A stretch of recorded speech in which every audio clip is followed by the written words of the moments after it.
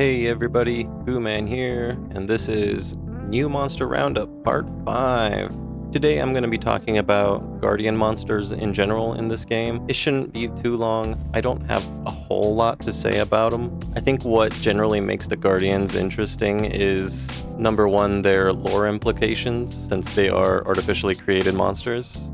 And secondly, some minor additions to the gameplay, since Guardians are made up of existing returning monsters. I'm not going to do a huge breakdown of their moves or anything like that in this video, just to keep it a little bit brief.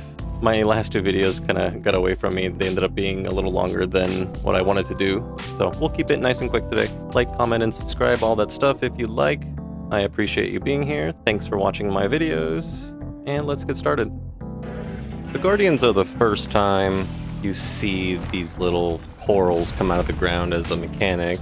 You might have already noticed that as their health gets low and they get to their sort of final arena, you'll find them drawing energy from the ground. And if you remember from the story, that's how they feed, right? Because they're not technically monsters. They are categorized as constructs. They're man-made. And so rather than eating traditional food like meat or vegetables, they just draw the Wyverian milk or the life energy from the ground as a way to sustain themselves and also heal a little bit. And kind of in the same way, you might notice that any attacks they do that involve kind of interacting with the ground, so like stomping down really hard, or in Doshaguma's case, he has the move where he shoves his hand in there and then and throw rocks at you. So any attack that involved them kind of slamming down to the ground has that extra effect of either igniting the energy in the ground to blow it up, or kind of crystallize the energy in a physical form in these corals. And through the story, especially during the oil well basin section, we learned that the Wilk crystals are pretty volatile. They can take in a lot of energy, but if you give them too much, they will kind of ignite and create a disaster. And that's also kind of present in the Guardian fights, which I actually do like.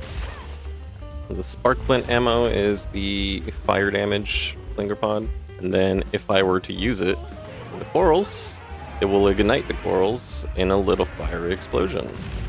It took me actually, I think, a few fights to figure that out the first time. Before then, I thought it was just kind of annoying.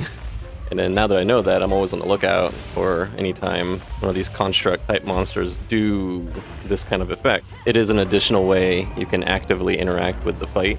So in that sense, I feel like Guardian type monsters are more interactive and dynamic than regular monsters.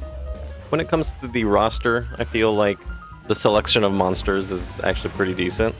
I don't know if Doshaguma was the correct one or the only option they could have picked for like a new monster that they're going to reuse. I think turning Rathalos into a Guardian was more of like an obligatory move where, you know, they're introducing this new category for this game. We'll bring back the king and give him like a whole new mechanic to play around. And it certainly does make the fight more interesting. It is kind of nice to have both versions of the Rathalos fight, complete with different armor sets for both of them, which is really nice. And on top of that, of course, you can actually mix and match and still get the set bonus, which in my opinion is a very nice touch. And the irony isn't lost on me that my first video on this channel, this is a video about how through the combat I learned how to appreciate Monster Hunter as a series. And a big part of that video was how the regular Odogaron in Monster Hunter World High Rank was my first experience hitting a wall and nearly quitting the game forever. And my second video on the channel, which was about how awesome the lance is in Monster Hunter World, a big chunk of that video was just me fighting an Anjanath, which I recognize as a pretty big difficulty gap for a lot of new players. And both of those monsters made a surprise return in Wilds as Guardians. So that's pretty cool. Did I know? What else do I know? I like to think I predicted that completely. I definitely know secrets that I shouldn't, for sure. Just kidding. But when I first came across those monsters in the story, I did cheer a little bit to myself. It was a really nice surprise.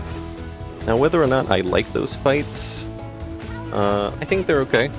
They are certainly the fights I remember from World and Iceborne, with the added extra twist of the Guardian mechanics. I do like the visual effects of these monsters. The soft neon blue is a really cool effect. I do like it. I do wonder why they went for the Fulgur Engineath and the Ebony Odogaran subspecies, though. Like, I don't know why, if they're gonna use the subspecies for Guardians, why wouldn't they keep that consistent? Or like Rathalos. Obviously you couldn't do that with a Deshagama because there isn't one, but, in that case, then why not the base models? It feels arbitrary. I don't like that there is seemingly no reason for that. If the Wyverians are making copies of the sort of Iceborne original subspecies, there are still a few that we've yet to see. Maybe in a future title they can bring back some of the other ones, like Coral Pookie Pookie, since we are still missing a water element guardian monster. So that could be one. As much as I hate Viper Tobikadachi, that's another option as well.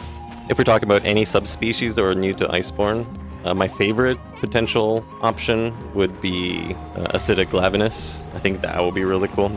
Although I don't know how I would feel about reintroducing the normal Mizutsune with the Soul Seer mechanics in one update, and then bring back another Fated 4 monster, but as a subspecies. It is a little inconsistent when you think about it that way. Now, if you don't care about that, then hey, that might be a good option for you. Or the idea that one of them gets to stay normal while the other one has to be a guardian. So I don't know what the diplomatic solution to that would be. Makes everybody happy. Although I do feel like Glavenus moveset includes enough sort of ground-based or ground-pound type attacks that can justify the crystal ground formation mechanic. And the fight can get pretty scary once, especially against something like an Odogaran, when he starts comboing into those elemental finishers that explode the corals that are right next to you. I mean, that's a neat little interaction that I do enjoy. Out of the Guardians that we have in this game, I think my favorite is probably the Rathalos, just because you get to see him use those crystal formations a lot more often than the other monsters. And the Rathalos has much better command over when it wants to detonate them with its fire breath attacks. Yeah, I like that. Depending on kind of where I'm standing in relation to him, he'll actually just aim at the crystal instead of me and try to get me in the explosion rather than, aiming for me directly. I like how the additional mechanic kind of affects their programming. I think for series veterans, the Rathalos is a pretty comfortable fight. Like, you can kind of set your clock to how his breath attacks come out. You're already kind of aware of exactly how far to the sides you need to be to avoid a straight shot from his face. But if a crystal just happened to be there, that bare minimum movement might not suddenly be enough. So you'll either get hit by it, or you have to make the extra adjustment in real time. I think out of all the monsters in this game, the Guardians that we have, I think made me kind of think the most. Like, I have to keep track of all the crystals on the ground. A, so I can avoid them, and B, so I can try to use them. I don't want to give the monsters an opportunity to use it against me, but I also want to kind of move the fight in the direction where I can use it against them instead. I think what I'm trying to say is that there's like a bit of extra metagaming happening in the middle of combat, which in my opinion is a good thing. Although I think one potential major source of frustration with the crystal mechanic is that it introduces a lot of opportunities for monsters to use multi-hit attacks, which it's not something I thought about until a comment recently.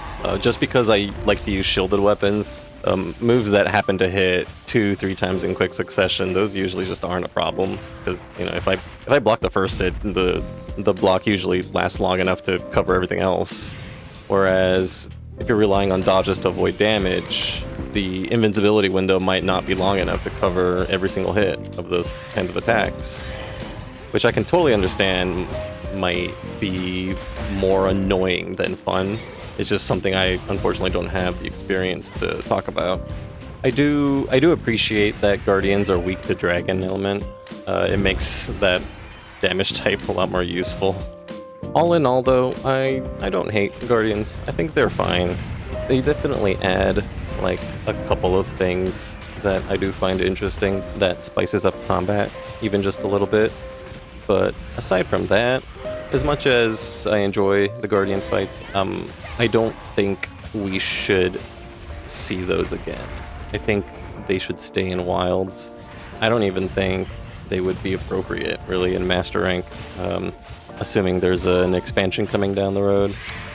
Another really important thing about the existence of Guardian monsters is the lore implications of a humanoid civilization just straight up creating that kind of life, including one with the potential to become a real boy, right? Like with Arkfeld. Like, what does that mean for the universe of Monster Hunter? How did the ancient Wyverians know where all these new world monsters were? That doesn't make any sense. What's going on there? I think I would have much less of a problem with it if the story actually explained it, which I do kind of doubt they're gonna even bother. This is a Monster Hunter game after all. Like, it would have made a lot more sense if all the Guardian monsters were just versions of the monsters that were new in this game. Right, just like the Doshaguma. Why not a Guardian Belaharo? Why not a Guardian Hirabami? The Chedakabra has plenty of ground slam attacks it could use to summon those little crystals. So, and in that way, like, the whole sort of Guardian designation could have been like the subspecies / variant sort of gimmick for this game, like the way the anomaly, like the Curio system was for Sunbreak. But instead we have a couple of random monsters from Iceborne returning for seemingly no reason. Overall, Guardians, I think they're just okay. The fights are definitely fun, but as much as I love both the Odogaron and Anjanath, for the sake of consistency, I do wish they picked different monsters. Although I am really happy to see both of those monsters back in this game. I'll never complain about that. And it just doesn't make all that much sense to me that those two were chosen over others. And of course, like, the overall idea of the Guardians, on one hand, does introduce a pretty good amount of intrigue, I think, into the lore of Monster Hunter. And at the same time, I feel like a lot of that intrigue could also be a little bit problematic. This is now canon. Like, people creating monsters is now a canon thing in the Monster Hunter universe. So, you know, I mean, I guess we can just ignore it in future titles, that's fine. But, you know, it's just gonna be like this kind of cloud hovering over this franchise for the rest of time. So I hope there's some kind of continuation on it. I hope it gets expanded on in later title updates. I don't know if I would accept it as part of the story in an expansion. I would prefer it to be like a whole new offshoot from what we got here.